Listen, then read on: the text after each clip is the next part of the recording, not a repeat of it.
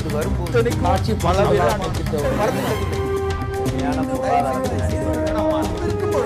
எதிர்த்து பேசிட்டு நாட்டில். வணக்கம். நேர்பட பேசு நிகழ்ச்சிக்கு உங்களை அன்போடு வரவேற்கிறோம். இந்தியாவின் முன்னாள் துணை பிரதமர், பாரதிய ஜனதா கட்சியின் மூத்த தலைவர்களில் ஒருவரான திரு எல்.கே. அத்வானி இன்றைக்கு கூறியிருக்கக்கூடிய ஒரு கருத்து ஒரு மிக பெரும் சர்ச்சையை ஏற்படுத்தியிருக்கிறது. இந்தியா முழுவதும் நெருக்கடி நிலை அமல்படுத்தப்பட்டு 40 ஆண்டுகள் நிறைவடையக்கூடிய வேளையில் அடுத்த 25ஆம் தேதி 40வது ஆண்டு காலம் நிறைவடைகிறது நெருக்கடி நிலைக்கு. இந்தியாவில் பேச்சுரிமை மறுக்கப்பட்ட, எழுத்துரிமை மறுக்கப்பட்ட, ஜனநாயக உரிமைகள் அனைத்தும் நசுக்கப்பட்ட, உள்நாட்டின் நெருக்கடி நிலை அறிவிக்கப்பட்ட ஒரு நிலை இந்திய ஜனநாயகத்தின் இருண்ட காலம். அப்படிப்பட்ட ஒரு தருணம் மீண்டும் வருவதற்கான அபாயம் இல்லை என்று கூற முடியாது. எதிர்காலத்தில் நெருக்கடி நிலை வரக்கூடும், வரலாம். அதற்கான வராமல் தடுப்பதற்கான முன்னெச்சரிக்கை நடவடிக்கைகள் சட்டத்தில் போதுமான அளவுக்கு செய்யப்படாமலேயே இன்னமும் இருக்கிறது. ஜனநாயகத்தை நசுக்கக்கூடிய சக்திகள் இப்போது வலுவடைந்து வருகிறார்கள் என்ற கருத்தை அத்வானி கூறியிருக்கிறார். அதிருப்தியில் இருக்கக்கூடிய அத்வானி பிரதமர் நரேந்திர மோடியை குறிவைத்து சொல்கிறாரா, அல்லது இந்தியாவின் மொத்த அரசியல் சாசன அமைப்புகள் வலுவிழந்து இருக்கின்றன என்ற தனது கவலையை வெளிப்படுத்தியிருக்கிறாரா? பாரதிய ஜனதா கட்சியில் உள் குழப்பம் அதிகரிக்கிறதா? பல்வேறு முனைகளிலிருந்து வரக்கூடிய தாக்குதல்களில் ஒன்றாக இதை பார்க்க வேண்டுமா, அல்லது ஒரு மூத்த அரசியல்வாதி ஜனநாயகத்தின் மீது பற்று கொண்டு அதன் மீது இருக்கக்கூடிய கரிசனத்தில் இப்படிப்பட்ட வார்த்தைகளை சொல்கிறாரா? விவாதிக்கலாம். நம்மோடு ஓய்வு பெற்ற IAS அதிகாரி திரு MG தேவசகாயம், பதிப்பாளர் திரு பத்ரி சேஷாத்ரி, PUCL அமைப்பின் தேசிய பொதுச் செயலாளர் வழக்கறிஞர் திரு சுரேஷ், பாரதிய ஜனதா கட்சியின் திரு SV சேகர், இவர்களோடு தமிழ் மாநில காங்கிரஸ் கட்சியின் திரு பீட்டர் அல்போன்ஸ் அவர்கள் இணைய இருக்கிறார்கள். வணக்கம். அத்வானி அவர்கள் ஒரு அதிருப்தியில் இருக்கக்கூடியவர், பிரதமர் பதவிக்கு வரவேண்டியவர் என்று அந்த கட்சியால் கடந்த காலத்தில் அறிவிக்கப்பட்ட ஒருவர். இப்போது எந்த முக்கியத்துவமும் இல்லாமல் இருக்கிற ஒரு நிலையில இப்படி ஒரு கருத்தை சொல்லியிருக்கிறார். ஜனநாயகத்துக்கு அப்படி ஒரு ஆபத்து வந்துருச்சுன்னு எந்த அடிப்படையில் சொல்றார்? அத்வானி அவர்கள் சொல்கிற கருத்தை நம்ம ரொம்ப சீரியஸாக எடுக்கணும். ஏன்னா 2 காரணத்துக்காக. அது நெருக்கடி நிலையை எதிர்த்தவர்கள் முன்னணியில் இருந்தவர் அவர். 20 மாதம் முழுவதுமே ஜெயிலில் இருந்தவர். 19 மாதம். 2வது பிஜேபியை உருவாக்கி எடுத்தவர் அவர்.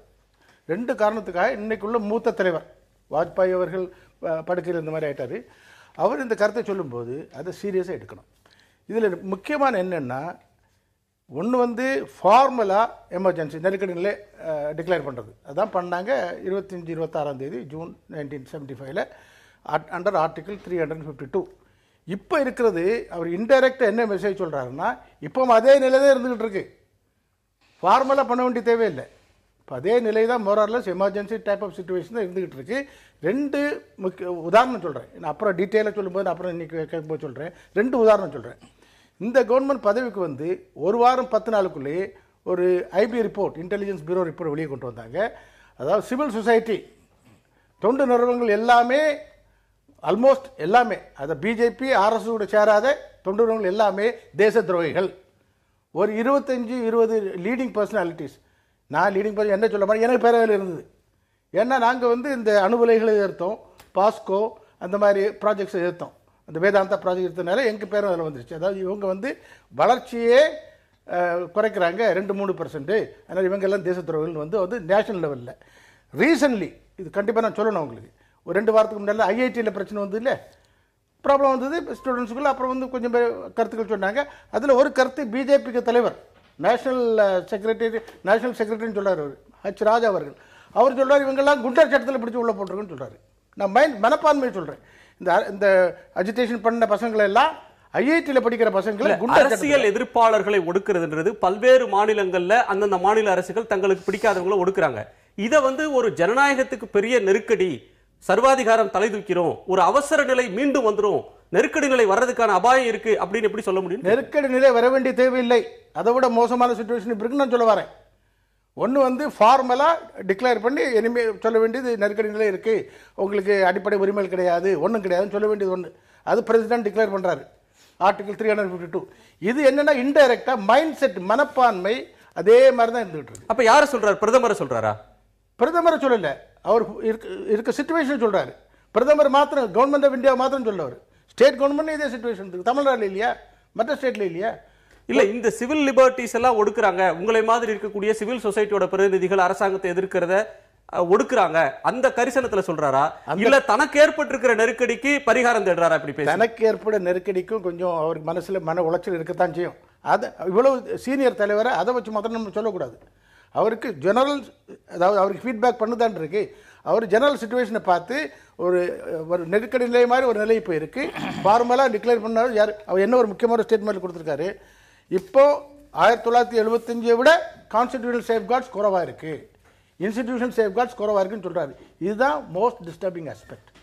அதனால இப்போ வந்து அவர் சொல்றது என்னன்னா, ஜெனரல் சுச்சுவேஷன் இந்தியாவில் ஒரு நெருக்கடி நிலைக்கு மோரார்ல சேம் சிச்சுவேஷன் இப்போ இருக்கு. ஃபார்மல் டிக்ளரேஷன் வந்தால் அதை தடுக்கிறதுக்குள்ள சக்தி இல்லை, அந்த மாதிரி அவர் அப்படின்னு சொல்லியிருக்காரு. இப்போ அவங்க ஆட்சி தான் நடக்கிறது, மிகப்பெரிய மெஜாரிட்டி அவங்களுக்கு இருக்கு. நெருக்கடி நிலை வரும் எதிர்காலத்துல யார் கொண்டு வருவாங்க? நெருக்கடி நிலை அவருக்கு must read between the lines. அவர் என்ன சொல்றாருன்னா, அவருக்கு அவர் கட்சி தலைமை தானே சொல்றாரு. அவங்களுக்கு தானே இன்னைக்கு மிகப்பெரிய மெஜாரிட்டி இருக்கு. அவங்க தானே ஆட்சி. அவங்க கட்சியை பற்றி தான் சொல்றாரு. அவர் இந்திய கவர்மெண்ட் ஆஃப் இந்தியாவை பொறுத்த மட்டும் பாரத சர்க்காரை பொறுத்த மட்டும் அவங்க கட்சியை பற்றி தான் சொல்றாரு. ஒரு தலைவர் சொல்றது உரிமை இல்லையா? சரி திரு பத்ரி, இதுல ஒரு அம்சம் பார்க்கணும். இந்த ஆட்சிக்கு வந்த உடனே ராகுல் காந்தி முதல்ல சொன்னார், one mens voice is heard. நாடாளுமன்றத்தில் ஒரே ஒரு குரல் தான் ஒலிக்கிறது நரேந்திர மோடியை பார்த்து ஆகஸ்ட்ல சொன்னார். அவருடைய அதே கருத்தை ஜனவரியில அவருடைய தாயார் சோனியா காந்தி சொன்னாங்க, Modi government has dictatorial tendencies, சர்வாதிகாரத்துக்கான கூறுகள் இந்த அரசுக்கு இருக்குன்னு சொல்லி. இப்போ அவங்க சொன்னது காங்கிரஸ் சொல்றாங்க அப்படின்னு நிராகரிச்சிடலாம். ஆனா அத்வானி போன்ற ஒரு பெரிய தலைவர்கள் இருந்தே சர்வாதிகார மீண்டும் அரும்பும், ஜனநாயகத்தை நசுக்கிறதுக்கான வாய்ப்பு இருக்குன்னு சொல்றத நாம் எப்படி புரிஞ்சுக்கிறது? இல்லை, முதல்ல நீங்கள் வந்து அத்வானிகிட்ட இந்த முழு இன்டர்வியூவுமே எமர்ஜென்சி பற்றினது. நெருக்கடி நிலை பற்றி கேள்விகள் கேட்கும்பொழுது நெருக்கடி நிலை பற்றிய தன்னுடைய கருத்துக்களை அவர் சொல்லித்தான் ஆகும் இல்லையா? அவர் சும்மா வந்து ஒரு ஸ்டேட்மெண்ட்டாக இப்பொழுது நாடு இப்படி இருக்கிறது, எமர்ஜென்சி மீண்டும் வரலாம் அப்படின்னு அவர் சொல்லலை. எமர்ஜென்சி பற்றின உங்கள் கருத்து என்ன, எமர்ஜென்சி மீண்டும் வரலாமா, இந்த இன்டர்வியூவோட எக்ஸாக்ட் டிரான்ஸ்கிரிப்ஷன் மட்டும் இல்லை, ஃபுல் டிரான்ஸ்கிரிப்ட் இருக்கு. ஒரு சம்மரைஸ்டு ஆர்டிகல் மாதிரி தான். क्वेश्चन அண்ட் ஆன்சர் டீடைலா வெளிப்படையா இந்தியன் எக்ஸ்பிரஸ் நடுவுல வந்து அது ஒரு ஆடியோ இன்டர்வியூவா ஒரு வீடியோ லைவா இல்ல இது. ஸோ இதுல நிறைய இன்பிட்வீன் நடந்திருக்கலாம். ஓகே, இதுல இருந்து இப்ப இருக்கிற ஆட்சி அல்லது நரேந்திர மோடி தலைமையிலான இந்த ஆட்சி வந்து டிக்டட்டோரியல் பவர்ஸை தன்னை நோக்கி எடுத்துக்குது, அது வந்து இந்திய ஜனநாயகத்துக்கு ஆபத்து அப்படிங்கிற மாதிரியான பொருளை வந்து நீங்க ரொம்ப அப்படி கொண்டு கூட்டு பொருள்கள் மாதிரி எடுத்து வந்து அது அவசியமா? ஒரு வரி நேரடியா சொல்றேன். At the present point of time the forces that can crush democracy are stronger. இன்றைய சூழ்நிலையில் ஜனநாயகத்தின் குரல் வலையை நசுக்கக்கூடிய சக்திகள் வலுவடைந்திருக்கின்றன என்றார். அவர் யாரை சொல்றார்? இது அவர்கிட்ட தான் விளக்கம் பிராங்கா கேட்டாங்க. இன்றைய சூழல்ங்கிறது வந்து இன்னைக்குன்னு சொல்றாரா இல்ல கடந்த 10 ஆண்டுகளாக? at the present point of time எனக்கு அப்படி தெரியல. இன்றைய சூழல்ல டிராமாட்டிக்கா ஜனநாயகத்தின் குரல் வலையை நசுக்குவதற்கான ஸ்டெப்ஸ் வந்து திடீர்னு உருவான மாதிரி எனக்கு தெரியல. இன்னொரு கருத்தையும் சொல்றார், I don't see any sign in our polity that assures me any outstanding aspect of leadership. இன்றைய அரசியல் வானில் ஆகச்சிறந்த தலைமை பண்புகளை கொண்ட ஒரு தலைவர் இருப்பதாக தெரியவில்லைன்னு சொல்றார். அவர் யாரை சொல்றாரு? இல்லை, இது வந்து ஒரு விதத்துல அவர் தன்னுடைய கசப்புணர்ச்சியை வெளிப்படுத்துறதாகவும் கொள்ளலாம். நான் இது எல்லாத்துக்குமே நாளைக்கு வந்து கிளாரிஃபிகேஷன் வரும்னு நான் எதிர்பார்க்கிறேன். அதுக்கு அடுத்த வரியும் சொல்றேன், a commitment to democracy and all other aspects related to democracy is lacking. இன்றைய அரசியல் தலைமையிட்ட ஜனநாயகத்தை மதிக்கிற ஜனநாயகபூர்வமான உணர்வு கொண்ட ஒரு தலைமை இருப்பதாக தெரியவில்லை, அது குறைபாடு இருக்குன்னு சொல்றாரு. நம்ம மோதியை சொல்லலன்னு எப்படி நம்ம சொல்ல முடியும்? மோதியுமே சேர்த்து சொல்லலாம். உண்மையில இன்றைக்கு வந்து இந்தியாவில் இருக்கக்கூடிய கட்சிகள் ஜனநாயகத்தன்மையை வெளிப்படுத்தலைங்கிறது உண்மை. காங்கிரஸ்ல இருந்து ஆரம்பித்து தமிழகத்தில் இருக்கக்கூடிய கட்சிகள்ல இருந்து வெவ்வேறு மாநிலத்தில் இருக்கிறத பார்த்தீங்கன்னா அது ஒற்றை தலைமையை முன்வைத்து நடக்கக்கூடிய கட்சிகள் தான் பெரும்பாலும். ஒரு விதத்தில் சொல்ல போனா ஓரளவுக்கு ஜனநாயகம் இருக்கிறதுன்னு பார்க்கும்பொழுது அது வந்து பாரதிய ஜனதாவும் ஒரு சில கம்யூனிஸ்ட் கட்சிகளுக்கு மட்டும்தான். அங்கதான் வந்து வேற யார் வேண்டுமானாலும் தலைமைக்கு வரக்கூடியதுக்கான ஒரு பாசிபிலிட்டியாவது இருக்கு. அது வந்து ஓவரால் ஒரு கட்சியோடைய நிலைமையிலிருந்து பார்க்கும்பொழுது அது ஒரு மோசமான நிலைமை தான் இந்தியாவை பொறுத்தவரை. திரு சுரேஷ், இது வந்து பிஜேபிக்கு உள்ள நடக்கிற உள்குழப்பத்தோட ஒரு வெளிப்பாடுன்னு பார்க்கிறதா, இல்ல உண்மையிலேயே ஜனநாயகத்தை காப்பாத்துறதுக்கு 19 மாத காலம் சிறையில் இருந்த ஒருத்தர் இப்ப இருக்கிற நிலைமை பார்த்து கண்ணீர் வடிக்கிறார் அப்படின்னு பார்க்கிறதா? இதெல்லாம் பூச்சாண்டி பேச வேணாங்க. இது நேரடியா மோடி அரசாங்கத்தை பத்தி, மோடியை பத்தி சொல்றாரு அத்வானி. இது வந்து அவர் காழ்ப்புணர்ச்சியில பேசுறாரு, அவருக்கு பதவி கொடுக்காரு பேசுறாருன்றதெல்லாம் ஒரு பக்கம். மறுபக்கம் இந்தியாவில் பியூசிஎல் அட்லீஸ்ட் குறைஞ்சபட்சம் நாங்கள் 6 மாசம் 8 மாசமா சொல்லிட்டு இருக்கோம். இது வந்து அறிவிக்கப்படாத ஒரு நெருக்கடி காலம் தான், நிலைமை தான் நிலவுது அப்படின்றது. உங்களுக்கு பிடிக்காத ஒரு ஆட்சியாளர்கள் இருக்கிறாங்கன்னா உடனே அறிவிக்கப்படாத நெருக்கடின்னு சொல்லிருவீங்களா? அப்படி இல்லை, நாங்க எல்லாத்துக்கும் ஒரு எவிடன்ஸ் வச்சு தான் பேசணும்னா, நாங்க பியூசிஎல்ல வந்து நாங்க எந்த கட்சி சார்பற்ற ஒரு நிலையில தான் இருக்கோம். எதுக்கு நாங்க சொல்றோம் இப்படி? நீங்க வந்த உடனே என்ன பண்றாரு, முக்கியமான குஜராத் ரைட்ஸ்ல இன்வால்வ் ஆன முக்கியமான போலீஸ் அதிகாரிகளை வெளியில விட்டு அவர்களை வந்து சரி வெளியில வச்சு பெயில வந்துட்ட அப்புறமா தனியா வேற ஒரு போஸ்ட் போடணும் இல்லை. எந்த துறையில இருந்து அவங்க வந்து மோசடி பண்ணாங்களோ அந்த துறைக்கு அவங்கள ஹெட்டா போடுறாங்க. அவருடைய மினிஸ்ட்ரியில இருந்த ஹோம் மினிஸ்டர் வந்து அந்த லேடி வந்து அவங்க இதுக்கு மாயா கோத்னானியும் போடுறாங்க உள்ள. அவருக்கு அந்த மாயா கோத்னானியோடைய பெயில் பெட்டிஷன் 10-20 பேர் இருந்தாலும் தன்னுடைய பெட்டிஷன் மாத்திரம் வெளியில வருது. அது மாத்திரம் கொண்டு வந்து ஜுடிஷியரி மூலமா கொண்டு வந்துடுறாங்க. தற்செயலா ஒரு நல்ல ஒரு விஷயமா அதை எதிர்த்து போனதுனால அதை தடுக்க முடிஞ்சது. இப்போ ஸ்டாச்சு ஆஃப் யூனிட்டி வல்லபாய் பட்டேலுடைய ஸ்டாச்சுல வருது. இன்னைக்கு குஜராத்ல நெருக்கடி நிலவை தான் நிலவிட்டு இருக்கு. அதே மாதிரி மித்தி வெரடி பிளான்ட், அதே மாதிரி கிரீன் பீஸ். நீங்க கடந்த இப்போ நம்ம தமிழ்நாட்டில் ஒரு பெரிய பிரச்சனை என்னன்னா, நம்ம ஒரு தீவுல இருக்கிற மாதிரி இருக்கோம். இந்தியாவில் இருக்கக்கூடிய உண்மையான நிலைமை இங்க இருக்கிற ஆட்களுக்கு தெரிய மாட்டேங்கிறது.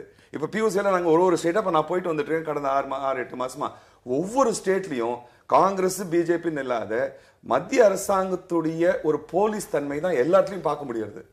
குஜராத்ல சரி, உத்தரப்பிரதேசம் சரி, ராஜஸ்தான்ல சரி. ராஜஸ்தான்ல கடந்த 6 மாத காலமாக 20க்கும் மேற்பட்ட சர்ச்சுகளை வந்து அட்டாக் பண்றாங்க. இல்ல இதெல்லாம் வைத்துக்கொண்டு, அதாவது தனிப்பட்ட முறையில் அங்கொன்றும் இங்கொன்றுமா நடக்கிற செயல்களை வைத்து இந்தியா முழுக்க ஒரு அறிவிக்கப்படாத எமர்ஜென்சி இருக்கு, எப்ப வேணாலும் எமர்ஜென்சியை டிக்ளேர் பண்றதுக்கான சாத்தியக்கூறுகள் இருக்குன்னு சொல்றது. எமர்ஜென்சியை டிக்ளேர் பண்றதுக்கு சாத்தியக்கூறுகள் என்ன? உங்களுடைய அடிப்படை உரிமைகள் பறிக்கப்படுறது. ஜனநாயகத்துக்கு அடிப்படையில இருக்கக்கூடிய உரிமை என்ன? Descent, right to descent. எதிர்ப்பு சக்திகள் இருக்கக்கூடிய ஒரு இது இருக்கு. எங்க பார்த்தாலும் அது வந்து கண்ட்ரோல் ஆயிருக்கு. ஜனநாயகத்துக்கு முக்கியமான ஒரு இண்டிபெண்டன்ட் பிரஸ். இன்னைக்கு எல்லா இண்டிபெண்டன்ட் முக்கியமான பிரஸ் எல்லாமே கார்பரேட் ஹவுசஸ்ல இருக்கு. உண்மையான விஷயங்கள் வெளியில வர மாட்டேங்கிறது. ஜுடிஷியரிக்கு போறீங்க, ஜுடிஷியரியிலையும் பாத்தீங்கன்னா பெரிய அளவுல சாதாரண மக்கள் வந்து போலீஸ் உட்பட்டு இருந்தது வந்து எந்த வகையான ரிலீஃபும் கிடைக்க மாட்டேங்குது. கடைசியாக இது எதிர்ப்பு சக்திகள் இருக்கு அப்படின்னு பாத்தீங்கன்னா மக்கள் மத்தியில அந்த ஒரு டெமோக்ராட்டிக் ஃபோர்ஸ் இருக்கு. அதான் அவர் சொல்றாரு ரொம்ப விரிவா. உங்க கருத்து தான் மன்மோகன் சிங் சில மாதங்களுக்கு முன்னால், ஒரு மாதத்துக்கு முன்னால், democratic institutions are under thread அப்படின்ற பார்வையை அவர் முன்வைத்தார். ஆனால் இதற்கு வந்து ஒரு நெருக்கடி நிலை அப்படின்ற அளவு, நெருக்கடி நிலைன்றது ஒரு பாரதூரமான விளைவுகளை ஏற்படுத்தக்கூடியது. இந்திய அரசியலையே புரட்டி போட்டது. எதிர்கட்சிகளுக்கு வந்து பேசுற உரிமை இல்ல, பத்திரிகைகளை நடத்த முடியாது, பத்திரிகைகளுக்கு தணிக்கை இருந்துச்சு. இன்னைக்கு பாத்தீங்கன்னா எல்லா மாலை பொழுதிலும் காஷ்மீர்ல இருந்து கன்னியாகுமரி வரையிலும் ஏதேனும் ஒரு தொலைக்காட்சியில அரசை ஆதரித்தும் விமர்சித்தும் பேசுற ஒரு நிலைமை. அது ஒரு சூப்பர்ஃபிஷியலா தான் இருக்கு. உண்மையான விஷயங்கள் எல்லாம் நீங்க கை வச்சீங்கன்னா இன்னைக்கு பிரஸ் மீடியால வெளியில வர மாட்டேங்கிற விஷயம். கார்பரேட் ஹவுசஸ் உடைய பாலிடிக்ஸ், கார்பரேட் ஹவுசஸ் எப்படி நம்மளுடைய சொத்துக்கள் எல்லாம் அவங்க பரிந்து எடுத்துட்டு போறாங்கன்றது பத்தி இல்ல. இன்னைக்கு யாரு நம்ம நேஷனுடைய ரிசோர்சஸ் பிளண்டர் பண்றாங்களோ அவங்க தான் வந்து இன்னைக்கு தேச பக்தர்கள் ஆறாங்க. எதிர்ப்பு சுற்றுச்சூழல் உரிமைகளை பாதுகாக்கிறதுக்காக நிற்கக்கூடிய ஆட்கள் இன்னைக்கு தேச துரோகியா மாறிடுறாங்க.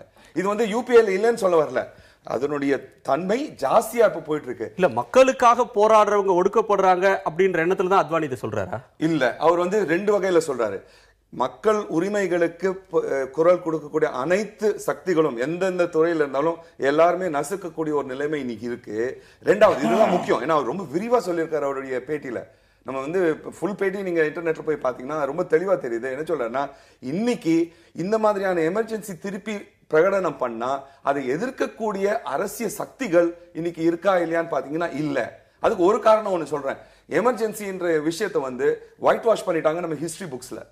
இப்ப இருக்கக்கூடிய இளைஞர்கள் யாருமே எமர்ஜென்சி படிக்கிறது இல்ல. திரு சேகர், இதுல ஒரு அம்சம் பார்க்க வேண்டியிருக்கு. பாரதிய ஜனதா கட்சிக்கு ஓராண்டு காலம் எந்த எதிர்ப்பும் இல்லை, யாரும் எதிர்க்கவில்லை, பெரிய புகார்கள் இல்லை இந்த ஆட்சியின் மேல அப்படின்னு ஓராண்டு காலத்தை நிறைவு செய்தாங்க. நிறைவு செய்ததிலிருந்தே பிரச்சனைகள் ஆரம்பிக்குது. சுஷ்மா ஸ்வராஜ் மேல குற்றச்சாட்டு வருகிறது, அதனுடைய ராஜஸ்தான் முதலமைச்சர் மேல வருது. இப்போ அந்த கட்சியோட மூத்த தலைவர், நரேந்திர மோடிக்கு வழிகாட்டியாக இருந்த அத்வானியே இப்படி ஒரு கருத்தை சொல்றார் அப்படின்றத எப்படி புரிஞ்சுக்கிறது? நரேந்திர மோடிக்கு வழிகாட்டியா இருக்கின்ற அதாவது நீங்க ஆசைப்படுறதெல்லாம் கட்சியில நடக்காது.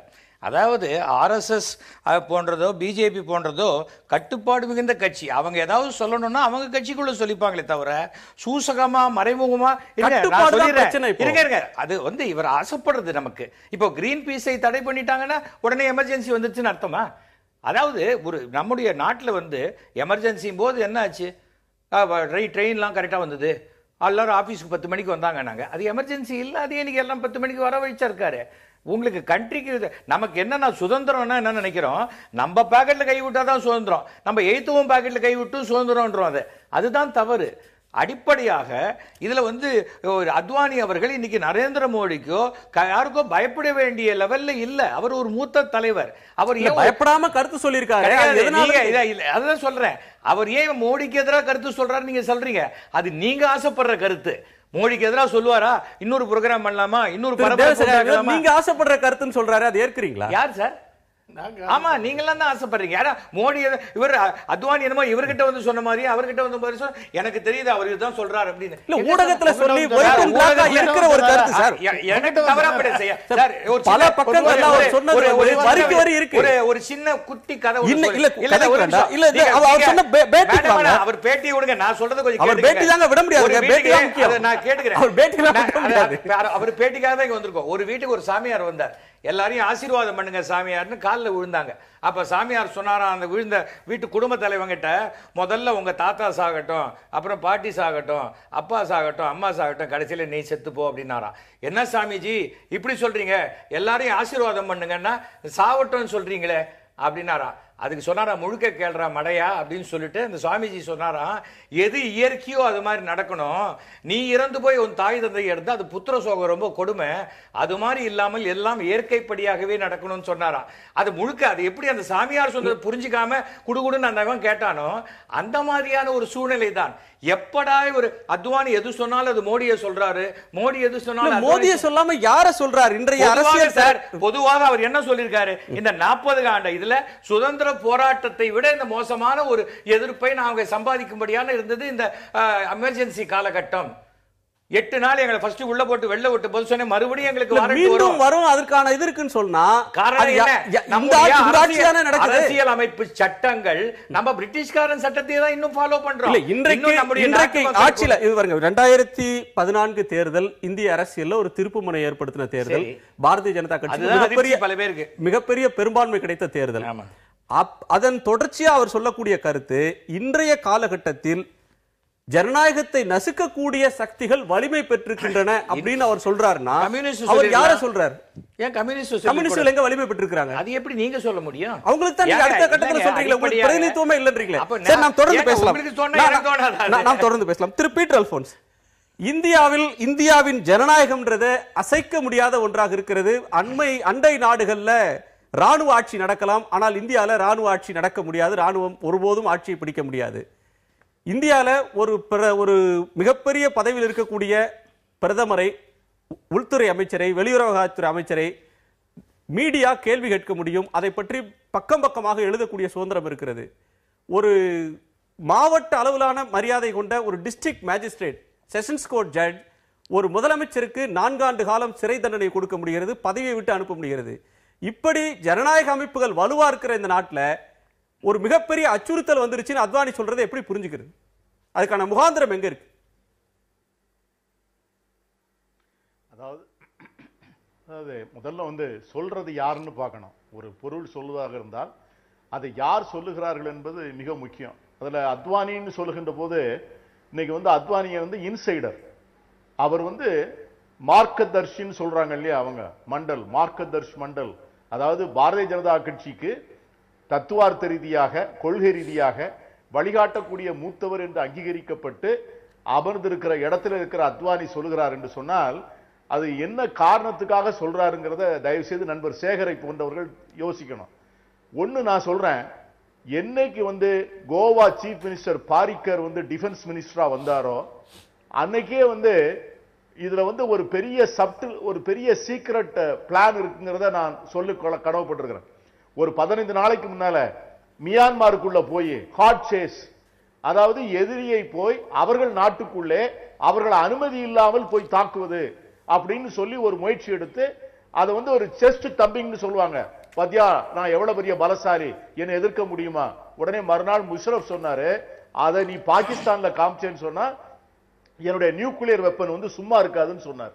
நான் என்ன சொல்றேன்னு கேட்டீங்கன்னா, ஒரு எமர்ஜென்சிக்கு முதல் தேவை அதற்கான சிச்சுவேஷன். அந்த சிச்சுவேஷன் எப்போ வரும்னு கேட்டீங்கன்னா ஒரு வார் வந்தாதான் வரும். ஆகவே அந்த யுத்தத்தை துவங்குவதற்கான ஒரு ஏற்பாடு நடக்கிறதோ என்கிற ஐயம் வரப்போய்தான் அத்வானி சொல்லியிருக்காரு நான் நினைக்கிறேன். அத்வானி சாதாரணமா சொல்லல. அவர் என்ன நினைக்கிறாருன்னு கேட்டீங்கன்னா, ஒரு யுத்தத்தை நாமே வலிய போய் நாம் இன்னைக்கு பரிக்கருடைய பேச்சு நான் எப்படி பேசுறாரு, எதிரியை தீவிரவாதிகளை வைத்து அவர்கள் குகையிலே போய் அடிப்போம்னு சொல்றாரு. இதெல்லாம் ஒரு நாட்டுடைய ராணுவ அமைச்சர் பேசக்கூடிய வார்த்தைகள் இல்ல. அப்பொழுது ஏற்கனவே இன்னைக்கு ஏற்கனவே நவாஸ் ஷெரீப் அவங்களுடைய கண்ட்ரியினுடைய ஜெனரல்ஸுக்கு ஒரு வார் தேவைப்படுகிறது, யுத்தம் தேவைப்படுகிறது. அவர்களை சமாளிப்பதற்கு அவர் ரொம்ப கஷ்டப்படுகின்ற போது இந்த நாட்டில் இந்த சப்கான்டினென்ட்ல ஒரு யுத்த பதட்டம் வந்தால் எமர்ஜென்சி will be justified. அதான் முக்கியமான காரணம். எமர்ஜென்சி எப்போ ஜஸ்டிஃபை பண்ண முடியும்? இல்ல ஒரு வெளிநாட்டு காரணங்கள், வெளிநாட்டோடு ஒரு போர் அல்லது ஆக்கிரமிப்பு வருகிற போது, யுத்தம் வருகிற போது நெருக்கடி வருவது வேறு. 1975 இந்திரா காந்தி அவர்கள் செய்தது உள்நாட்டில் நெருக்கடி நிலை என்று உள்நாட்டில் நெருக்கடியை கொண்டு வந்தாங்க. இந்திரா காந்திக்கு வந்த ஒரு நெருக்கடி இந்தியாவின் நெருக்கடியாக மாற்றப்பட்டது. அப்போ அவரை கட்டுப்படுத்துவதற்கு யாரும் இல்லை. ஆனால் இன்றைக்கு இவரை கட்டுப்படுத்துவது நரேந்திர மோடி ஒரு கட்சியின் ஒரு முக்கியமான தலைவராக இருந்தாலும் அவரை கட்டுப்படுத்துவதற்கு கட்சி இருக்கிறது. அவர்களை அதற்கு மேலும் கட்டுப்படுத்துறதுக்கு RSS என்ற அவங்களுடைய தாய் அமைப்பு இருக்கு. அவங்களெல்லாம் மீறி இவர் தனிப்பட்ட முறையில் ஒரு சர்வாதிகாரியாக அல்லது நெருக்கடி நிலையை பிரகடனப்படுத்த முடியும்னு நினைக்கிறீங்களா? இல்ல, இது RSS நீங்க சொல்றது அவரை கட்டுப்படுத்துவதற்கல்ல. RSS இந்த கேம் பிளானுடைய மூல விக்கிரகமே அங்கதான் இருக்குது. எதற்காக வேண்டி நீங்க பாத்தீங்கன்னா மோகன் பகவத்துக்கு Z+ கேட்டகரி செக்யூரிட்டி கொடுக்கறாங்க. என்ன இதெல்லாம் நீங்க ஒண்ணுக்கு சம்பந்தமில்லாத விஷயங்களை போய் தோணலாம். ஆனால் எல்லோருக்கும் ஒரு அங்கீகாரம், ஒரு கான்ஸ்டிடியூஷனல் ஸ்டேட்டஸ் மாதிரி அவங்க கொண்டு தேசம் முழுவதும் அவர் நம்ம தேவசகாயம் ஒரு அருமையான கருத்தை சொன்னாரு. முதல்ல என்னன்னு கேட்டீங்கன்னா, சிவில் லிபர்ட்டிக்கு குரல் கொடுக்கக்கூடியவங்க யாரு? முதல்ல தன்னார்வ தொண்டு நிறுவனங்கள். இந்தியாவில் இருக்கிற தன்னார்வ தொண்டு நிறுவனங்களை எல்லாம் ஒரே ஸ்ட்ரோக்ல அடிச்சு 6000-7000 NGOs இன்னைக்கு அக்கௌண்ட்டை க்ளோஸ் பண்றாங்க. வெளிநாடு இப்ப நீங்க சொன்னது மாதிரி நீங்க 1975 எமர்ஜென்சி வருகின்ற போது இருந்த நிலைமையை விட மோசம்னு அத்வானி சொல்றாரு. ஏன்னு கேட்டீங்கன்னா, அன்னைக்கு ஜெயபிரகாஷ் நாராயணனை போன்ற டால் லீடர்ஸ், மொரார்ஜி தேசாயை போன்றவர்கள், பெருந்தலைவர் காமராஜரை போன்றவர்கள், இங்கே தமிழகத்திலே திராவிட முன்னேற்ற கழகத்தை போன்ற தலைவர்கள்லாம் இருந்து ஒரு வலுவான அரசியல் உணர்வும் குரலும் கொடுக்கக்கூடிய சக்தி வாய்ந்த தலைவர்கள் இருந்தார்கள். ஆனா இன்னைக்கு என்ன நிலைமை? இன்னைக்கு ஒரு அதிகாரத்தையோ ஒரு அதிகார துறைத்தனத்தையோ ஒரு பெரிய போலீஸ் ஆக்ஷனோ கேஸ் இன்னைக்கு பாருங்க, ஒரு 3 நாளைக்குள்ள ஒரு சின்ன கேஸ் வந்த உடனே இன்னைக்கு வீரபத்ர சிங் மேல, ஹிமாச்சல் பிரதேஷ் சீஃப் மினிஸ்டர் மேல இன்னைக்கு உடனே சிபிஐ போடுது, வகேலா மேல சிபிஐ போடுது. நீங்க டெல்லியினுடைய சீஃப் மினிஸ்டர் மேல 35 MLAக்கள் மேல கேஸ போடுறாங்க. ஏன்?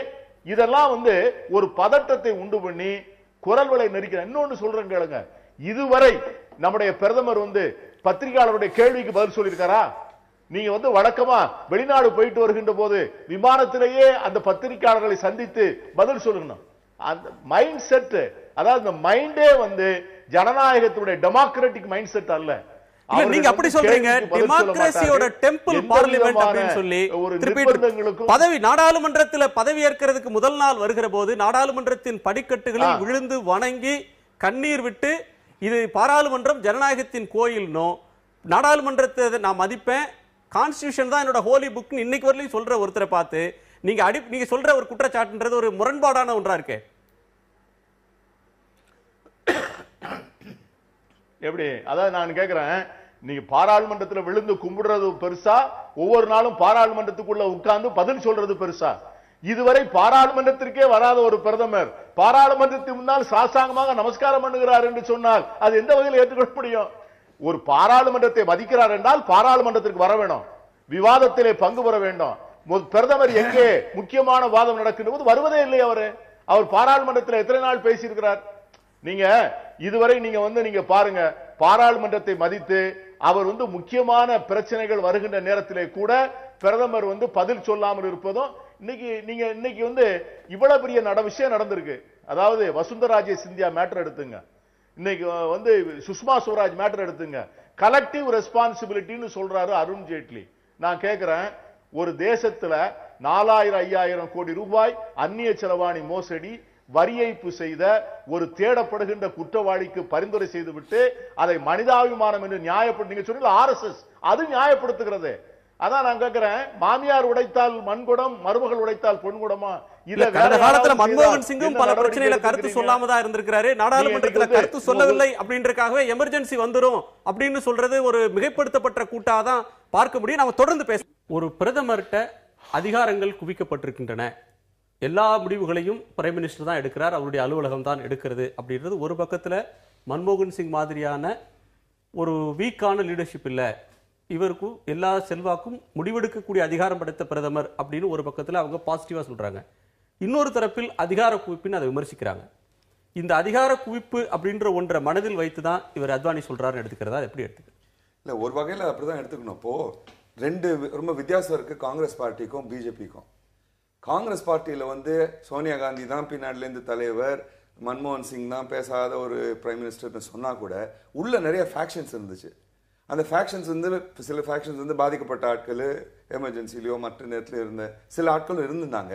ஸோ அந்த குரூப்ஸுக்குள்ள டெமோக்ராட்டிக் இஷ்யூஸ் நம்ம எடுத்துட்டு போக முடிஞ்சது. பிஜேபியில் பார்த்தீங்கன்னா சிங்கிள் பர்சன் ஸ்ட்ரக்சர், இது ஒரே சர்வாதிகார அமைப்பு ரீதியாக தான் இன்னைக்கு பிரதமர் நரேந்திர மோடி மேல இருக்காரு. அவருடைய கமாண்ட் ஸ்ட்ரக்சர் பாருங்க, பிரைம் மினிஸ்டர்ஸ் ஆஃபீஸ் தான் எல்லாமே கமாண்ட் பண்ணுது. யார் யார் அந்த செக்ரட்டரி போஸ்டிங் வரைக்கும் நரேந்திர மோடி ஆபீஸ்ல இருக்கக்கூடிய 3-4 நபர்கள் தான் கண்ட்ரோல் பண்ணலாம். தவறு நடந்தாதானே நீங்க தப்புன்னு சொல்ல முடியும். மினிஸ்டர் அதிகாரத்தை பிரைம் மினிஸ்டர் ஆபீஸ்ல வச்சுக்கிறது தப்புன்னு சொல்ல முடியாது. ஜனநாயகம் இருக்கும்போது ஒரு பாலிசி ஃபார்முலேட் பண்றீங்க, நமக்கு எப்ப தெரிய வருது? பாலிசி ஃபார்முலேட் பண்ணி முடிச்ச அப்புறமா தான் தெரிய வருது. இல்ல பிஎம்ஓ ஒரு எக்ஸ்ட்ரா கான்ஸ்டிடியூஷனல் அத்தாரிட்டின்னு சொல்ல முடியுமா? பிஎம்ஓவை எக்ஸ்ட்ரா கான்ஸ்டிடியூஷன் இந்த மாதிரி தேவையில்லை. அதாவது கவர்மெண்ட் செட்டப் கிளியரா அவுட்லைன். அதாவது கேபினட் செக்ரட்டரி தான் பிரைம் மினிஸ்டருக்கு ஃபீட் பண்ண வேண்டியது. பிரைம் மினிஸ்டர் ஒரு கிளார்க் ஃபைலை தூக்கி புட்டப் பண்ண வேண்டியது. இப்போ என்ன பண்ணிட்டாங்க, கம்ப்ளீட்டாக எல்லாம் மாற்றிக்கிட்டு ஒரு மினிஸ்டருக்கும் ஒரு பவர் கிடையாது, ஒரு செக்ரட்டரிக்கும் ஒரு பவர் கிடையாது, எல்லாமே பிஎம்ஓ கொடுத்துட்டாங்க. இல்ல அது நெருக்கடி நிலைக்கு எல்லா ஸ்டேட்லயும் இல்லையா? அது இவர் பண்ணது இல்ல, இந்திரா காந்தி டைம்ல தான் இருக்கு. இந்திரா காந்தி ஏதோ ஜாஸ்தி ஆகிருக்காரு, அவ்வளவுதான். இந்திரா காந்தி டைம்ல பவர்ஸ் பிரைம் மினிஸ்டர்ஸ் ஆபீஸ்ல குவிக்கப்பட்டு அதன் பிறகு வந்த பலர் அதை சரியாக பயன்படுத்த தெரியாதவர்கள் காலத்துல அது வீக்கா இருந்து அந்த அமைப்பு ஏற்படுத்தப்பட்ட பிறகு அதை எப்படி பயன்படுத்துறாங்களோ அது அவர்களை பொறுத்து தான் இருக்கு. ஒண்ணு, நான் இந்த மாதிரி மினிஸ்டர்ஸ் எல்லாம் வெறும் டம்மி அப்படின்னு நான் நினைக்கல. கட்டாயமாக உங்களுக்கு ரயில்வேஸாக இருக்கட்டும், டிஃபென்ஸாக இருக்கட்டும், ஈவன் காமர்ஸ் இருக்கட்டும், நீங்க பவர், ஈவன் எக்ஸ்டர்னல் அஃபேர்ஸ், இது எக்ஸ்டர்னல் அஃபேர்ஸ் கூட பிரைம் மினிஸ்டரோட இன்வால்வ்மெண்ட் நிறைய இருக்கு. இல்ல ஒரு 4-5 அமைச்சர்களை தவிர மற்ற அமைச்சர்கள் பேரே தெரியலையே வெளியில. அது நம்ம மிஸ்டேக், நீங்க ஏன் தெரிஞ்சுக்கல? ஞாபக சக்தி இல்ல இது நாம டிபேட் பண்றவங்க இருக்கு, நீங்க தெரிஞ்சுக்கங்கன்னு. இல்ல எங்க தெரிஞ்ச மாதிரியே இல்ல நம்ம சில மினிஸ்ட்ரிஸ் தான் ஒரு அவங்க செய்யற செயலை பொறுத்து நம்ம எல்லாரும் கவனமா பார்க்கிறோம். அதனாலதான் நமக்கு அவர்களும் வெளியில பேசுறதுல இருந்தா நமக்கு தெரியுது. அவங்க யாரும் இப்ப இங்க தமிழ்நாட்டுல ஒரு அமைச்சர் பேசுறாருன்னா அவர் பேசவே மாட்டாரு, பேச மாட்டாரு, அம்மாவின் அப்படின்னு தான் ஆரம்பிக்கணும். அங்க அப்படிலாம் கிடையாது. உங்களுக்கு ரயில்வே மினிஸ்டர் நான் என்னுடைய டிபார்ட்மெண்டில் என்னென்னவெல்லாம் செய்ய விரும்புகிறேன் அப்படின்னு தான் சொல்றாரு. இல்ல எப்படி வேணாலும் இருக்கட்டும், நீங்க பவர் மினிஸ்டர் நான் கடந்த ஒரு ஆண்டுல என்னென்ன பண்ணிருக்கேன் நான் அப்படின்னு தான் சொல்றாரு. இல்ல அதுல மன்மோகன் சிங் ஆட்சியோ மத்தியில் இருக்கக்கூடிய எந்த ஆட்சியிலும் மத்திய அமைச்சர்கள் தனிப்பட்ட முறையில ஏன் மினிஸ்ட்ரின்னு சொல்ற ஒரு போக்க நாம் பார்த்தோம். இப்ப இங்க என்ன கேள்வி வருதுன்னு சொன்னா, சிவில் லிபர்ட்டிஸ ஒடுக்குறாங்க. ஒரு ஆட்சியில ஒரு திட்டம் வருகிறது, அதுல பாதிக்கப்படுற மக்கள் குரல் கொடுக்குறாங்க. குரல் கொடுக்கறதுக்கு சிலரால எளிய மக்கள், பழங்குடி மக்கள் அவங்களும் குரல் கொடுக்கலாம். அவங்களுக்கு சார்புல மனித உரிமை அமைப்புகளும் குரல் கொடுப்பாங்க. அப்படி குரல் கொடுக்கக்கூடியவங்களை கிரீன் பீஸ் அக்கௌண்ட்டை முடக்கிறது ஒன்று, கருத்தரங்குக்கு போறவங்களை ஏர்போர்ட்ல முடக்கி கூட்டு வராங்க. இப்போ இது எல்லாத்தையும் வச்சுதான் ஒரு அதிருப்தி குரல்கள், எதிர்ப்பு குரல்கள் முடக்கப்படுகின்றன, அந்த குரல் வலை நசுக்கப்படுகிறதுன்ற ஒரு ஆதங்கத்துல அத்வானி சொல்றாருன்னு எடுத்துக்கலாமா? அவர் நேரடியா அதுதான் சொல்லியிருந்தா அவர் சொல்லியிருக்கலாம். ஆனா நான் இதுல எனக்கு சில கருத்துக்கள் இருக்கு. கட்டாயமாக இந்த சிவில் அமைப்புகள், தொண்டு நிறுவனங்கள் இவற்றின் மேல வந்து கடுமையான ஒரு அழுத்தத்தை செலுத்துவதுங்கிறது ரொம்ப தவறான ஒன்று. அது கூடவே கூடாது. ஏன் செலுத்துறாங்க? யாரை குறிப்பிடுறாங்க? இல்ல ஒரு நிமிஷம். தொண்டு நிறுவனங்கள்ங்கிறது வந்து அது ஒரு ஐபி ரிப்போர்ட் இதெல்லாம் பார்த்து தான். ஏன்னா ஒரு 100 கோடி ரூபாய் வருதுன்னு வச்சுக்கோங்க, 100 கோடி ரூபாய் இல்ல 20 கோடி ரூபாய் செலவழிச்சுட்டு 80 கோடி ரூபாய் வேற வழியாக அது டைவர்ட் பண்றாங்க. நான் என்னுடைய கருத்து சொல்லிடுறேன். ஐபி ரிப்போர்ட்டே தப்புன்னு சொல்லி ஐபி அதிகாரியே மணி லாண்டரிங் நடக்குது. ஏன் வந்து நீங்க ஒத்துக்கவே மாட்டேங்கிறீங்க? தவறு நடக்கவே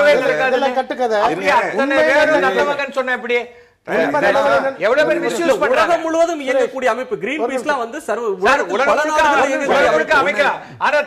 இந்தியாவுக்கு எதிராக செயல்படக்கூடாது. என்ன நிச்சயம்? இந்தியாவுக்கு எதிர் அப்படின்றத இங்க கேள்வி. இந்தியாவுக்கு எதிராக செயல்படுறது பாஸ்கோ வருது, அதை எதிர்க்கிறாங்கன்னா இந்தியாவுக்கு எதிராக எதுக்குன்னு அர்த்தமா? கூடங்குளம் வருகிறது, அதை எதிர்க்கிறாங்க. நியூட்ரினோ ப்ராஜெக்ட் பெருந்துறையில பெப்சியோட பிளான்ட் வருது, அதை எதிர்க்கிறாங்க. சில திட்டங்களை எதிர்க்கிறாங்க, அனல் மின் நிலையங்களை எதிர்க்கிறாங்கனாலே அது இந்தியாவுக்கு எதிர்க்கிறது. சில திட்டங்களை எதிர்க்கிறது இல்ல, எதிர்க்கிறதையே நோக்கமாக வைத்துக் கொண்டு எதையாவது ஒரு கன்ஃபியூஷன் கிரியேட் பண்ணணும். நிர்பயா கேஸ்ல என்ன படம் எடுத்தாங்க? நிர்பயா கேஸ்ல என்ன எடுத்தாங்க? அதை பார்த்தாக்க பெற்றோர்களுக்கு ஒரு பயம் வரும், குழந்தைகளை ரோடுக்கே அனுப்ப முடியாதுன்னு.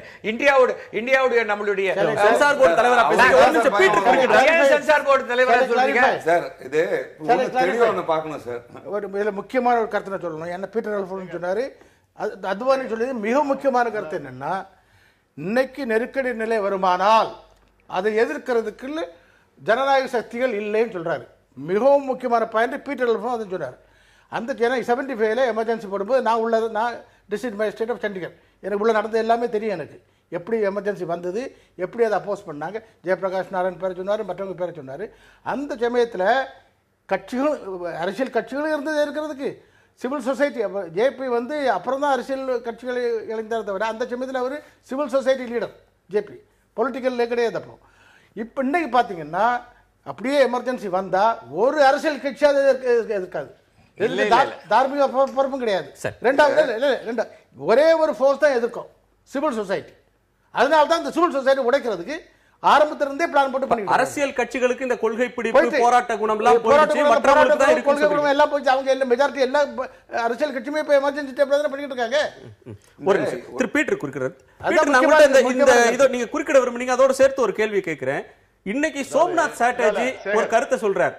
முன்னாள் சபாநாயகர், இவரை போலவே ஒரு வெட்டரன் பார்லிமெண்டேரியன், 10 முறை எம்பியா இருந்தவர் சொல்றார், எமர்ஜென்சி அபாயம் இல்லாமல் இல்லை, அந்த அபாயம் இருக்குன்னு சொல்லிட்டு அவர் சொல்றது, the provision of emergency still lies in the constitution.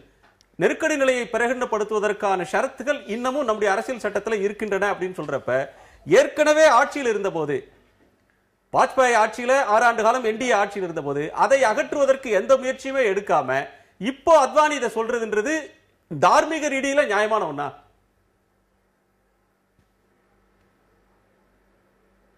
அதாவது நீங்க இதுல 3 क्वेश्चन இருக்கு. நான் முதல்ல சேகர் சொன்னதுக்கு சொல்லணும்.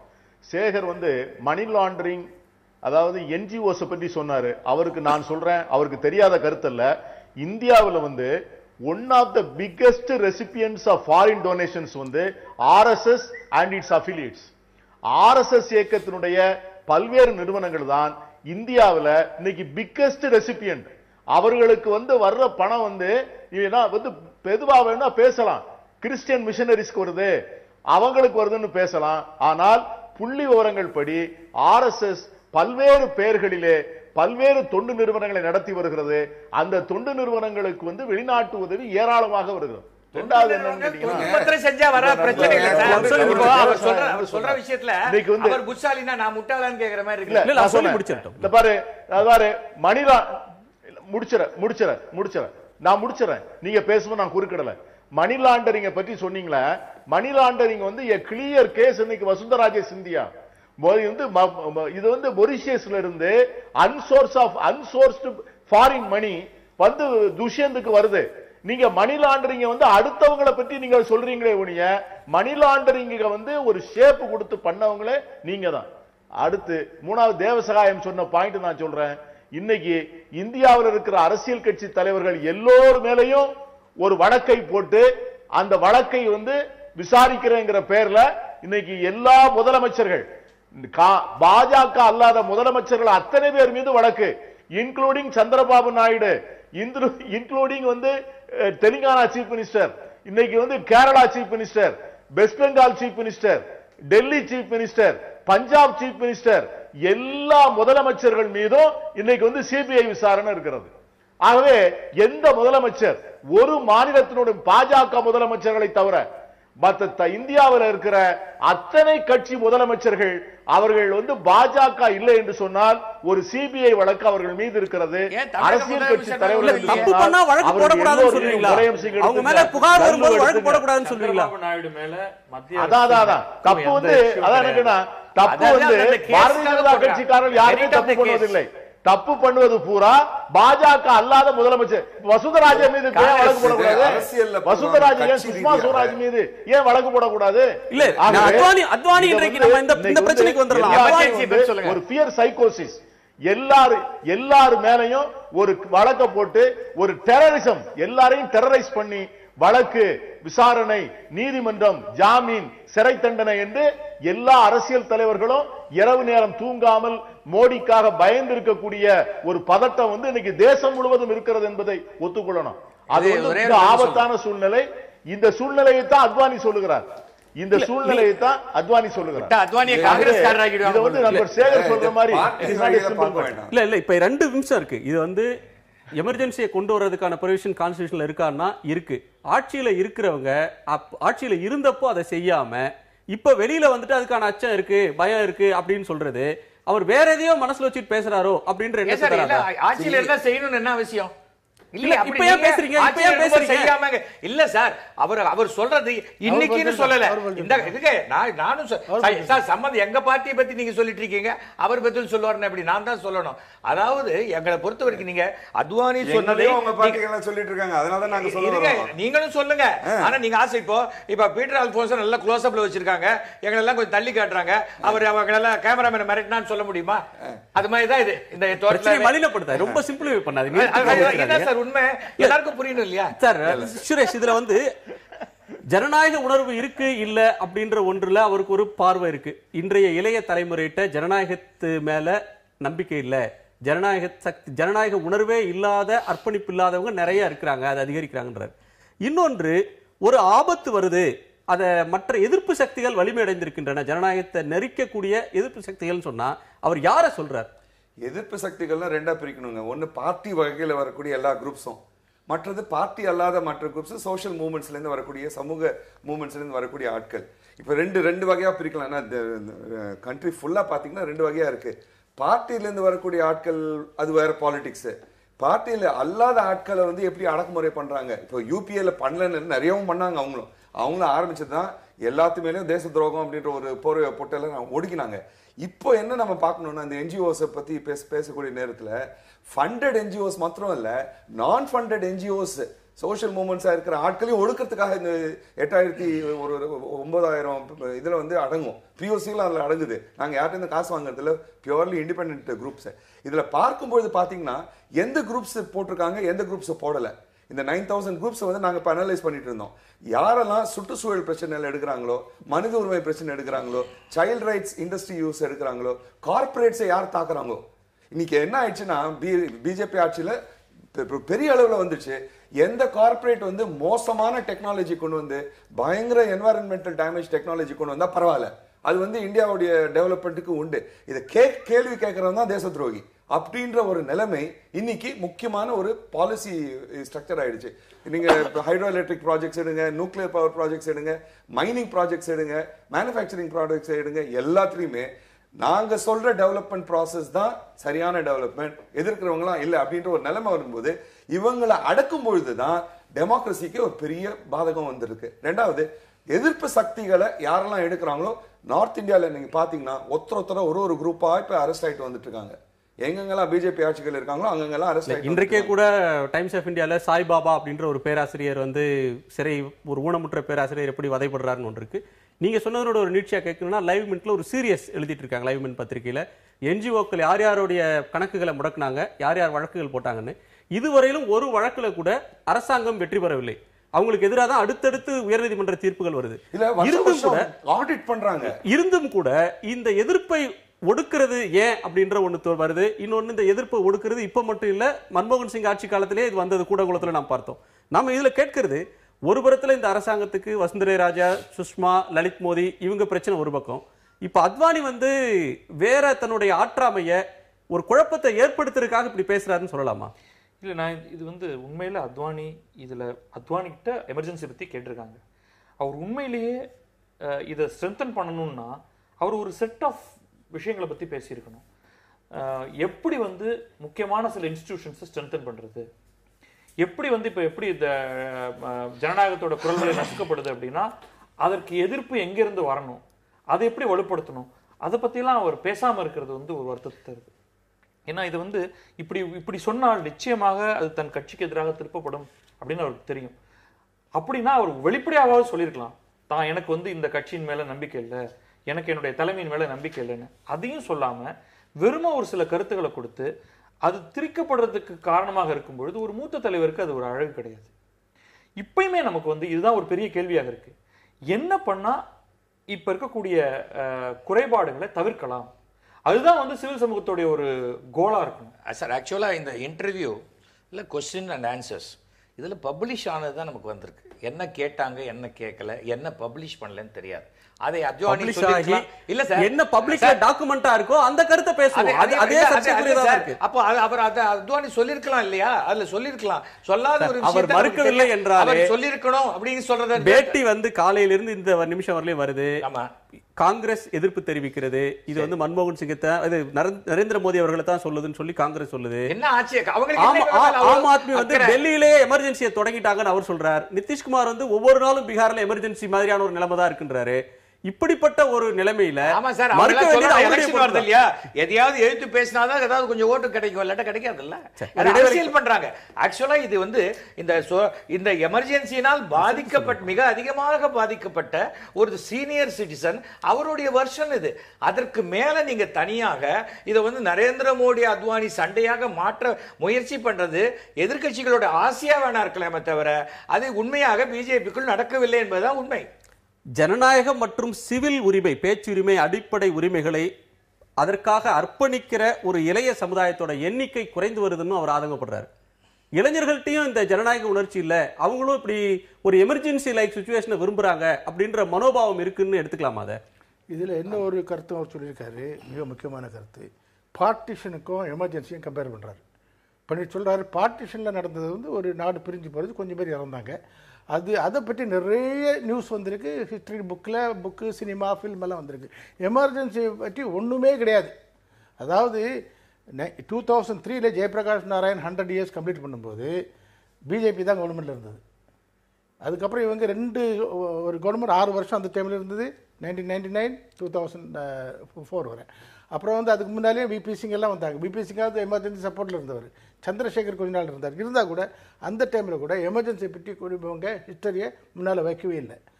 2003 இவங்க கவர்மெண்ட்டில் இருக்கும்போது பிரகாஷ் ஜாவுக்கு ஒரு டாக்குமெண்ட்ரி பண்ணுறது கொடுத்தாங்க. அவர் பண்ணி முடிக்கிறதுக்குள்ளே இந்திரா காந்தி இவங்க காங்கிரஸ் திருப்பி வந்துருச்சு. அதனால் அதுவும் வெளியே வரல. இப்போ இன்றைக்கி என்னன்னா, மக்கள் மத்தியில் பர்டிகுலர் இளைஞர் மத்தியில் எமர்ஜென்சின்னா ஒரு பேர், எமர்ஜென்சினா எமர்ஜென்சி வார்டு ஹாஸ்பிட்டல் இருக்கிற மாதிரி எமர்ஜென்சி ஒரு கான்செப்டே இல்லை. அது ஏன்? அது காரணம் அன்னைக்கு நேரலைகள் இல்லை, அன்னைக்கு பத்திரிகையில என்ன வருதுன்றதை கொண்டு தணிக்கை காட்டிட்டு கொண்டு அவங்க அனுமதிச்ச பிறகு போடணும்ன்ற காலம் இருந்தது. காங்கிரஸ் அதை சப்ரஸ் பண்ணாங்க. ஆனா பிஜேபி கவர்மெண்ட் இருக்கும்போது ஏன் இதை ஹிஸ்டரி புக்ஸ்ல கொண்டு பப்ளிக் முன்னால கொண்டு வரல? இவரே டெபுட்டி பிரைம் மினிஸ்டர் இருந்தாரு, இவர் ஏன் கொண்டு வரல? இப்போ முக்கால் என்ன பிரயோஜனம்? சரி, ஒரு நெருக்கடி நிலை மீண்டும் வரலாம் என்று அத்வானி அவர்கள் எச்சரிப்பது மிகையான கூற்றா, சரியான மதிப்பீடா என்ற கேள்வியை நேர்கள் முன்னால் வைத்திருந்தோம். மிகையான கூற்று என 65% நேயர்களும், சரியான மதிப்பீடு என 65% நேயர்களும், மிகையான கூற்று என 35% நேயர்களும் கருத்து தெரிவித்திருக்கிறார்கள். அந்த நேயர்களுக்கு நன்றி. இது ஒரு சரியான மதிப்பீடு அப்படின்னு சொல்றாங்க. அப்படின்றப்போ இப்படி வருமோ, நெருக்கடி நிலை வருமோ அப்படின்ற ஒரு பதற்றம், அப்படியான ஒரு எண்ணத்துக்கு நிறைய பேர் வர்றாங்க அப்படின்ற ஒரு புரிதல் நமக்கு வருது. இதுல இப்படி ஒன்று வந்தால், நான் ஐவருடைய நிறைவு கருத்தையும் ஒவ்வொரு வரியில சொல்ல கேட்கிறேன். இப்படி ஒன்று வந்தால், இப்போ நெருக்கடி நிலை காலத்துல அடிப்படை உரிமைகள் மறுக்கப்பட்டதுன்றது தெரியாத சமூகம் இது. அதற்கு பிறகு உருவான தலைமுறை உரிமைகளை அதிகம் அனுபவிக்கிற ஒரு தலைமுறை. அப்படி ஒரு நெருக்கடி நிலை வரணும் அப்படின்னு அவர் சொல்றதை எப்படி சரின்னு ஏத்துக்கிறாங்க? அந்த எண்ணத்துக்கு ஏன் வர்றாங்க? அப்படி வந்தால் அதை எதிர்க்கக்கூடிய மனோபாவம் நம் சமூகத்துக்கு இருக்கா? இது கட்டாயமாக எதிர்க்கக்கூடிய மனோபாவம் நம்ம சமூகத்துக்கு இருக்கு. முக்கியமாக இப்போ இருக்கிற இணையத்தை மையமாக வச்சு பார்த்தோம்னா, முன்ன மாதிரி நீங்கள் வந்து நினைச்ச மாதிரி ஊடகங்களை கட்டுப்படுத்தி நசுக்கிற மாதிரிலாம் இன்றைக்கு முடியாது. தொலைத்தொடர்புடைய அதோட சார்ந்த இணையத்தோடைய இதில் பார்க்கும் பொழுது கருத்துக்கள் பல வேகமாக பரவும். அதெல்லாம் தடுக்கிறதுங்கிறது வந்து ஒரு அரசுக்கு முடியவே முடியாத காரியம். இல்லை, ரெண்டு பாகமாக நான் பார்க்க வேண்டியது சொல்ல போகிறேன். ஒன்று, இன்னைக்கு மீடியா மற்ற இதனால நிறைய பேருக்கு செய்திகள் போகக்கூடிய நிலைமை இருக்கு. ஆனால் எதிர்ப்பு சக்தி என்ற ஒரு நிலைமை இன்றைக்கு கம்மியாக இருக்கின்றது. ஆகையால் இது மாதிரி ஒரு எமர்ஜென்சி வந்துச்சுன்னா எத்தனை பேர் எதிர்ப்பாங்க அப்படின்ற ஒரு கேள்விக்குறியா இருக்கு. போராட்ட குணம் இல்லாத ஒரு சமூகம்னு சொல்ல வரீங்க? இல்லை, இதில் வந்து இவங்க 65% சொல்கிற காரணம் என்னென்னா, ஜனநாயகமாக இருக்கவில்லை என்று கருத்து பரவலாக இருக்கின்றது. அதனால தான் அவங்க மனசில் ஜனநாயகமாக இது இந்தியா, அதனால தான் இந்த மாதிரி அந்த அளவுக்கு எக்ஸ்ட்ரீமா இல்லனாலும் இப்படி அவங்க எதிர்பார்த்தது இல்லைன்ற ஒரு உணர்வு வரலாம், நெருக்கடி வரலாம். ரெண்டாவது, அது எதிர்க்குள்ள மனப்பான்மை உண்டான இளஞ்சென்மத்தில் மனப்பான்மை இருக்கு. கண்டிப்பா ஃபார்மலா எமர்ஜென்சி வந்து இருக்குதான். குல்சார் வந்து எமர்ஜென்சியை லேசா டச் பண்ணி ஆந்தின்னு ஒரு படம் எடுத்தார். அது அப்ப டோட்டலாவே அந்த படம் பேன் பண்ணிட்டாங்க. இது பொதுவாகவே சினிமாவில் வந்து அப்போ அந்த எமர்ஜென்சியை ஹைலைட் பண்ணணுங்கிற அந்த இல்லை. ஏன்னா அது பிசினஸாகவே மிக பெருவாரியாக பார்க்கப்பட்டது. ஆனால் எதுவுமே வந்து எதிர்க்கப்படும் எப்போனாக்க நோக்கம் ஒன்றாக இருந்தால் தான் எதிர்க்கப்படும். ஒவ்வொருத்தருக்கும் இன்டர்னல் அஜெண்டா இருந்தால் பொதுவான இதில் எதிர்க்க முடியாது. ஆனால் இந்தியாவில் இந்த பாரதிய ஜனதா ஆட்சியில் எமர்ஜென்சி வரும் என்ற கேள்விக்கே இடமில்லை. ஒரே ஒரு நிமிஷம், போராட்ட குணர்வு குறைஞ்சதுன்னு சொன்னீங்க, வாயில போட்டீங்க. அப்படி இல்லை, 1000 மியூட்டினிஸ் நடந்துட்டு இருக்கு, மக்கள் போராடிட்டு இருக்காங்க. இன்றைய நிலையில ஒரு ஹோப் இருக்கு வந்து பெரிய லெவல்ல சேரும்ட்டு. பீட்டர், அதாவது நீங்க சொன்ன மாதிரி அரசியல் சாசன சட்டத்திலிருந்து அந்த பிரிவை, அதாவது அவசர நிலை கொண்டு வரக்கூடிய அந்த அதிகாரத்தை வழங்கக்கூடிய பிரிவை எடுத்து விடலாமா என்கிற வாதம் வந்து எமர்ஜென்சிக்கு பிறகும் கூட வந்தது. ஆனால் ஒரு காலகட்டத்தில் அப்படிப்பட்ட அதிகாரம் வந்து தேவைப்படக்கூடிய சூழ்நிலை வந்து எல்லா நாடுக்கும் ஏற்படும். அது ஒரு பொருளாதார எமர்ஜென்சியாக இருக்கலாம், எக்ஸ்டர்னல் எமர்ஜென்சியாக இருக்கலாம், இன்டர்னல் எமர்ஜென்சியாக இருக்கலாம். ஆகவே அந்த எமர்ஜென்சிக்கான ப்ரொவிஷன்ஸை எடுப்பது என்பது தீர்வாகாது. மாறாக நீங்கள் சொன்னது போல இளைஞர்கள் மத்தியிலே வந்து ஜனநாயக உணர்வை போற்றக்கூடிய ஒரு சூழ்நிலையும் ஜனநாயக நிறுவனங்களை மதிக்கக்கூடிய மனப்பான்மை வரவேணும். ஆனால் இன்னைக்கு என்ன நடந்ததுன்னு கேட்டா, அத்வானி என்ன சொல்றாருன்னா, ஜனநாயகம் வந்து democracy has elected a dictatorship, democracy has elected a fascism, democracy has elected a dictatorial process to sustain and rule. அதுதான் அத்வானி சொல்லுகிறார். அதான் நான் கேக்குறேன், இன்னைக்கு ஆர்எஸ்எஸ் இயக்கம் தான் நடத்துது. ஆர்எஸ்எஸ் இயக்கம் எந்த எலெக்ஷனை வச்சு அங்க தேர்ந்தெடுக்கிறார்கள்?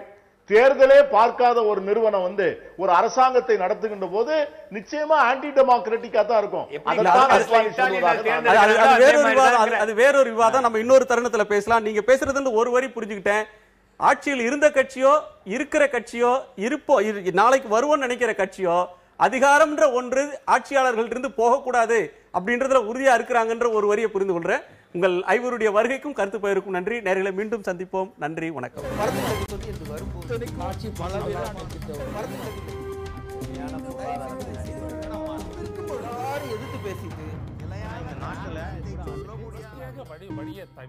மக்கள் தங்களுடைய பங்களிப்பை அளிக்க வேண்டும்.